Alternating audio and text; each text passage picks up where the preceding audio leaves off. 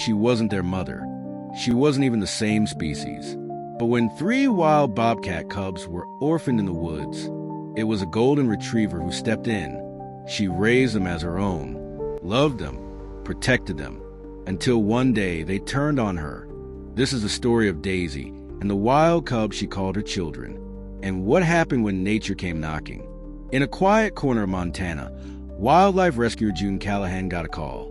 3 baby bobcats, abandoned, freezing, barely days old, had been found under a fallen tree. No mother, no warmth, no chance of survival. June rushed to bring them in, but they were too young for bottles alone. They needed care, constant contact, a mother's warmth. June turned to the only one she could trust, her dog, Daisy, a sweet-natured golden retriever who had just finished nursing her last litter. Would Daisy take them? She sniffed them, tilted her head, then laid down, inviting them close. They curled up instantly. Daisy began to lick their tiny heads. From that moment, they were hers. They were named Blaze, Bramble, and Birch. As days passed, they grew stronger. Their eyes opened. They clumsily followed Daisy around the yard. They played with her ears, climbed onto her back, purred into her fur. Daisy didn't mind. She seemed to love it. She kept them warm, fed, and safe. The bobcats had no idea she wasn't really their mom. But they weren't house pets. They were wild animals. At 5 months, things began to change. Blaze crouched and stalked squirrels. Bramble hissed at strangers. Birch vanished for hours into the woods. Daisy noticed. She waited longer for them to return, watched them more closely. She seemed to understand. Something was different.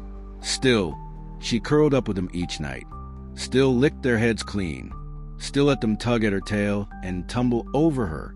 But something primal was surfacing. Then came the night it all changed. A fox broke into their enclosure.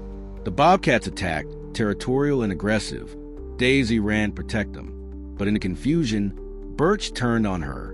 One swipe, claws across Daisy's side. Not fatal, but deep and devastating. It wasn't an act of cruelty. It was instinct. Pure, wild instinct. June treated the wound. Daisy recovered, but her eyes seemed different. She became quieter, a little slower. She watched the bobcats from a distance now. They were growing wild, ready. It was time to do what June always knew she would have to do. Let them go. Weeks later, June packed up the Jeep and drove deep into the forest. It was early morning, fog clinging to the trees. The gate opened. Blaze stepped out first. Confident, curious. Bramble followed, cautious but ready. Birch was last. He stood at the threshold. Looked back. His golden eyes met Daisy's. Then he turned and vanished into the trees. Daisy didn't follow. She just sat, quiet, still. That night, Daisy lay by the back fence, watching the woods. She did the same the next morning. And the next, the bobcats never came back. But signs appeared. Paws in the snow. Scratch marks on trees. Deer bones left behind. Picked clean. They were alive, wild, thriving, and somewhere, just maybe, watching her from the shadows.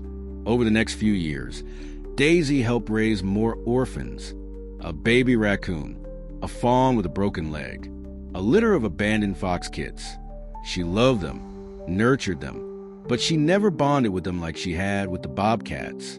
Blaze, Bramble, Birch, they had been different. One spring morning, years later, June found Daisy lying under the old oak tree, peaceful, still. In her paws was an old scrap of birch bark, chewed and clawed. No one knows how it got there. Maybe it blew in. Maybe one of her cubs brought it back. Maybe it was a goodbye.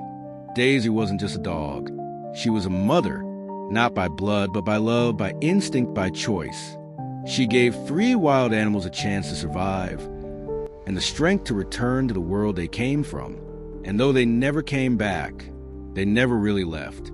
Because sometimes a mother's heart knows no species, and love like that never disappears. It just finds its way back into the wild.